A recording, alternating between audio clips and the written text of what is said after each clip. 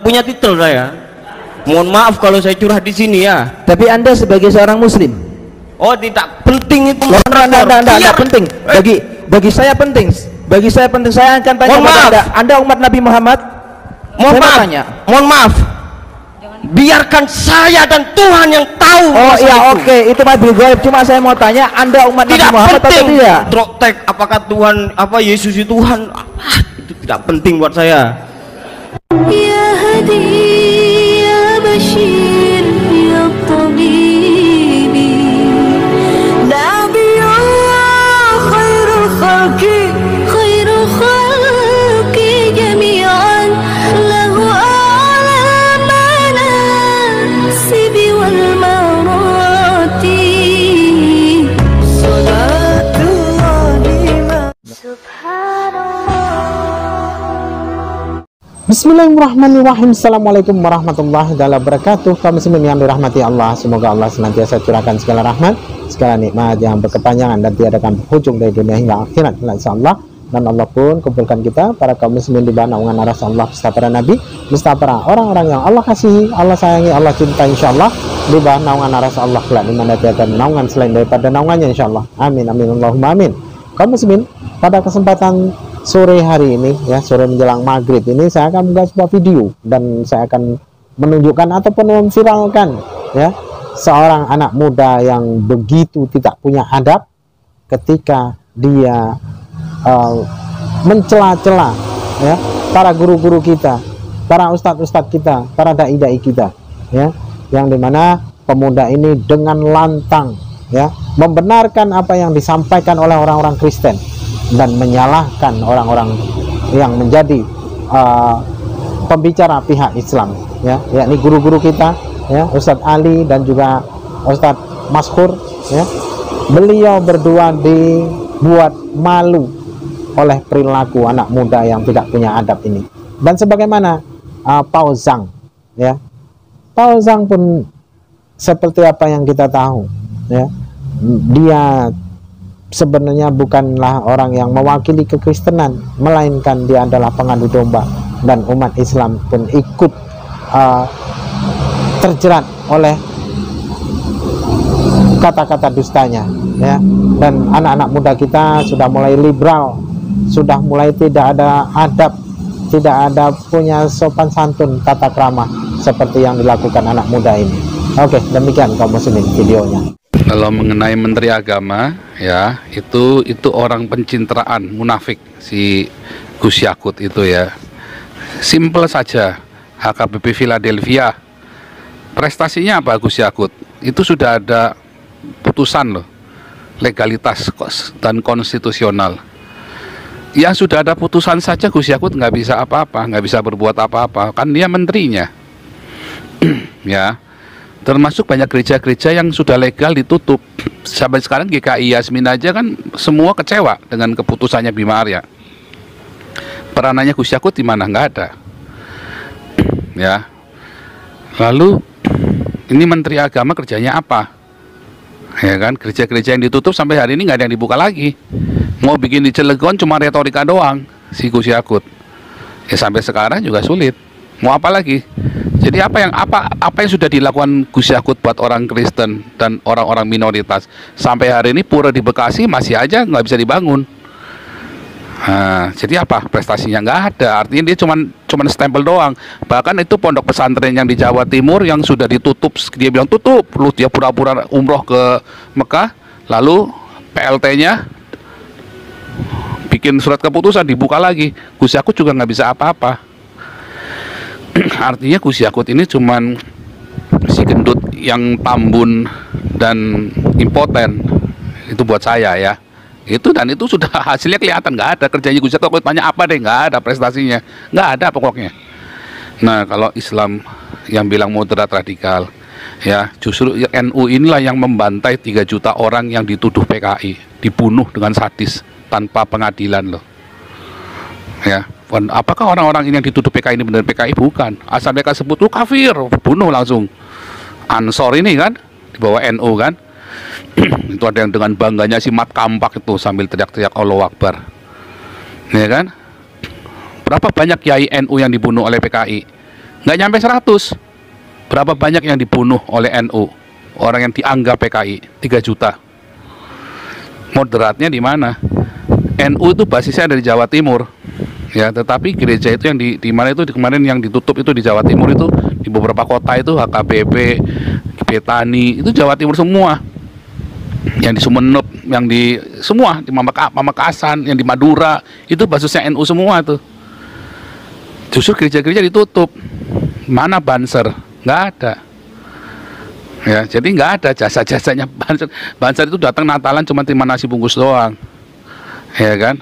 Nah, terus apa jasanya NU bagi gereja? Nggak ada.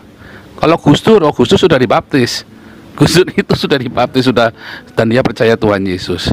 Tapi kemudian anak buahnya Gus Dur yang sama NU mencaci maki Gus Dur juga. Bahkan adiknya sendiri, siapa itu? Gus Solah atau siapa itu pun menentang Gus Dur, keputusan-keputusannya Gus Dur. Jadi apakah itu NU? Bukan. Gus Dur mewakili dirinya sendiri. Begitu. Ya, jadi apakah ada Islam yang moderat? Moderat itu hanya cara ngomongnya halus. Ngomongnya, kelakuannya sama saja. Ya, Jawa Timur basisnya NU. Boleh nggak tuh bikin gereja di Jawa Timur? Susahnya setengah mati. NU loh, moderat. Di mana Bansernya? Nah, waktu gereja ditutup. Cilegon itu banyak NU, basisnya NU Cilegon itu. Tapi mana Bansernya tuh? Nggak ada.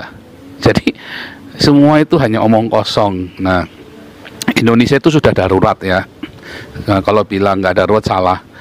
Kalau sudah jadi khilafah, ya itu namanya bukan darurat lagi. Ya sudah jadi, mau diapain? Ya pergi aja atau tarung sampai mati di situ. Tapi kalau sekarang, sebelum itu terjadi, suara kenabian itu selalu berteriak, kalian gereja hati-hati ya, kayak GBDI itu kan jadi pengkhianat tuh, ya kan, dukung-dukung si Anies, Gilbert itu kan pengkhianat itu. Hati-hati, ingat, Bizantin rubuh, rontok bukan karena orang Islam hebat, bukan, karena orang Kristen berkhianat, maka Bizantin rontok.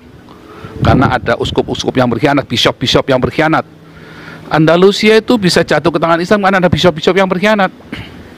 Ya, negara-negara Kristen yang jatuh ke tangan Islam karena ada bishop-bishop yang berkhianat. Ya, contohnya seperti Gilbert dan orang-orang GBDI ini, pendeta-pendeta GBDI ini. Nah, itu contoh. Dan saya berteriak sekarang ini, hati-hati, hati-hati, hati-hati. Ya, dan kalau sudah secara apakah kita takut dengan Islam? Oh, bukan. Yang kita kasihan justru kalau Indonesia dikuasai, ideologinya diganti dengan ideologi Islam, bukan agama Islamnya. Ya, dan kalau tadi bilang nggak ada pengalaman buruk karena Pak Muriwali orang pribumi. Ya, apakah saya kepahitan dengan orang Islam? Oh, tidak. Bukan masalah kepahitan. Saya realistis. Pak Muriwali tinggalnya di Sumba, daerahnya orang Kristen. Saya waktu sekolah di SD Katolik, orang Islamnya baik-baik. Waktu saya di SD Katolik, ya orang Kristennya ada 80, orang Islamnya 20. Ya, Islamnya baik-baik. Begitu saya di SMP negeri, ya orang Kristennya cuma 2, cuma 3, orang Islamnya 97. Oh, bangsat semua. Percaya saya, bangsat semua. Mereka kalau minoritas baik, kalau mayoritas bangsat. Di sini juga sama, ya. Kalau mereka lagi di tengah-tengah kita yang orang-orang kafir, mereka baik-baik. Begitu kita masuk ke wilayah mereka, oh bajingan juga. Contohnya di London ada kampung Islam tuh kan, di London distrik barat itu kan, distrik London barat itu kan ada polisi syariah. Oh, bangsat semua tuh orang-orang itu tuh. Di Köln sempat ya komunitas Islam itu berusaha ambil alih kota Köln. Wah, dibabat habis sama orang-orang Jerman ya. Saya realistis, ya, dan saya berteriak sebelum terjadi di Indonesia, dan sekarang sudah kelihatan, ya, Padang, Aceh, ya, Cilegon, ya kan, ini kemarin Depok, dan banyak lagi perda-perda syariah, ya, perda-perda syariah. Alkohol 0% itu sebenarnya awal dari perda syariah, awal dari menerapkan syariah Islam, ya. Nah, kalau tanya, oh alkohol merusak, siapa bilang alkohol merusak? Lihat negara-negara peminum alkohol. Gak rusak, justru kalian yang munafik-munafik ini lah yang rusak. Nah, itu contoh seperti itu. Karena negara rusak bukan karena alkohol, negara rusak karena apa? Karena agama. Lebih banyak negara rusak karena agama daripada karena alkohol atau karena narkoba. Percaya saya, karena agama itu benar-benar racun bagi dunia. Begitu. apa yang mau kamu tanyakan dulu yang pakai kopiah hitam itu loh. Ya coba saya ingin tahu dulu. Itu dari tadi terus gini. Coba saya mau coba dikasih itu. Coba. Biarlah gua. Loh. Ayo coba tanya apa? Berdiri, kenalkan nama, kampung, RT, RW, kelurahan mana, coba. Tanya, berdiri. Oke. Nama saya Marhen. Siapa? Marhen. Iya. Oke, ya. Selamat sore. Sore juga. Assalamualaikum Ya. warahmatullahi wabarakatuh. Kenapa nggak ngucapkan assalamualaikum? Sama saja. Oh, Iya. sama saja ya. Sore sama assalamualaikum sama aja. Ini Islam apa Islam ini? Ya, terserah Anda yang menilai itu. Ini Pak ya, moderator. Loh, Anda itu tanya sama saya atau tanya pembicara? Bentar.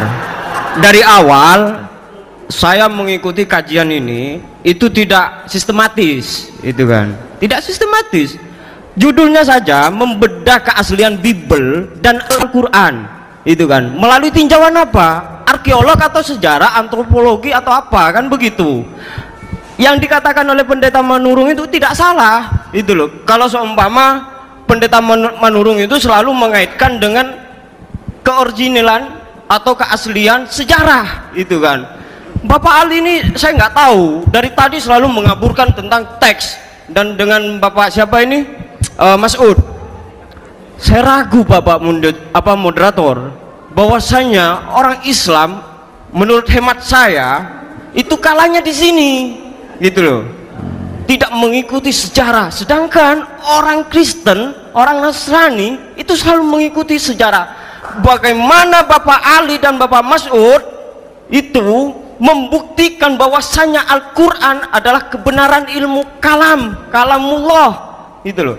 Bagaimana Anda membuktikan kepada saya atau kalian membuktikan kepada saya bahwasanya Al-Quran itu adalah kalamullah? Bagaimana Anda membuktikan itu? Oke, makasih. Iya. Dan yang kedua, ada yang kedua ini. Iya. Oh, iya. Tenang saja Bapak moderator. Ini buat pembelajaran buat Anda ya. Ya, buat Untuk Anda. saya, ya? Iya, buat Anda. Ya. Artinya jangan moderator dikuasai oleh forum. Anda selalu dikuasai oleh forum. Dari tadi berapa orang yang nanya itu? Waktunya terbatas. Berapa waktu yang harus dibatasi? Anda tidak pernah menuntut itu kepada forum. Itu kesalahan Anda moderator. Gitu ya. Itu. Oke, besok Anda yang saya jadi moderator kalau gitu. Saya ini orang SD, lulusan SD Bapak moderator. Iya.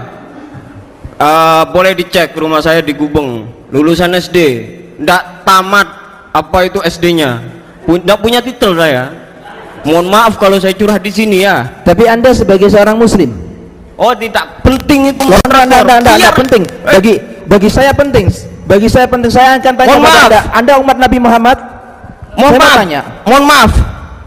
Biarkan saya dan Tuhan yang tahu. Oh iya, oke, itu mah gaib. Cuma saya mau tanya, Anda umat Nabi Muhammad atau tidak? KTP saya Islam moderator. Loh ya udah, yang saya tanyakan Anda Muslim atau tidak, itu aja. KTP saya Islam moderator. Gitu loh. Mohon maaf moderator, saya kecewa dengan dialog ini karena dari tadi bulat bertengkar terus, membahas masalah teks, itu kan, tidak membahas masalah arkeolog. Bagaimana membuktikan Al-Quran itu adalah kalamullah? Itu saja saya. Oke, terima kasih.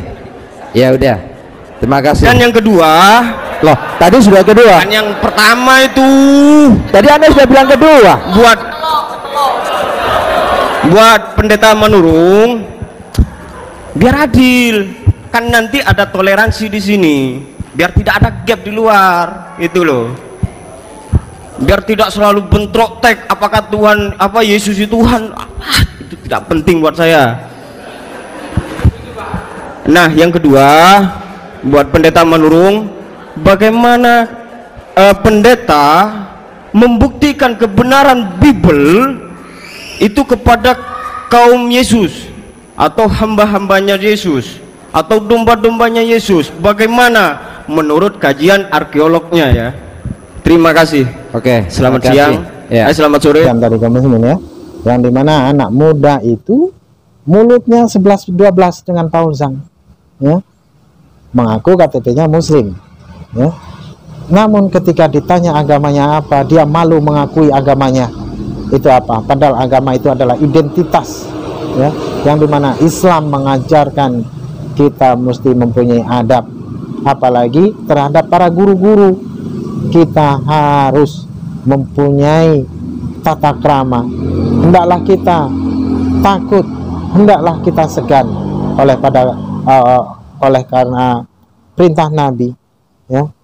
Apabila mana seorang guru tidaklah dihormati, maka menunggu saja celakanya, maka menunggu saja azab Allah itu datang, azab Allah itu tiba. Nah, maka dari itu kaum muslimin, ya, jaga anak-anak kita, jaga putra-putri kita, buah hati kita, agar mereka itu mempunyai adab, karena sesungguhnya adab itu yang utama, lebih tinggi daripada ilmu, ya. Adab dahulu, setelah adab baru ilmu, ya. Karena orang berilmu belum tentu beradab, tapi orang-orang yang beradab sudah barang tentu mereka berilmu. Nah, namun ketika seorang anak muda berani mencaci maki, berani berkata-kata yang tidak pantas pada guru-gurunya, maka tunggu saja azab yang akan menimpahnya. Oke, demikian saja kaum muslimin yang dapat saya sampaikan. Saya Rifidosani, wassalamualaikum warahmatullahi wabarakatuh.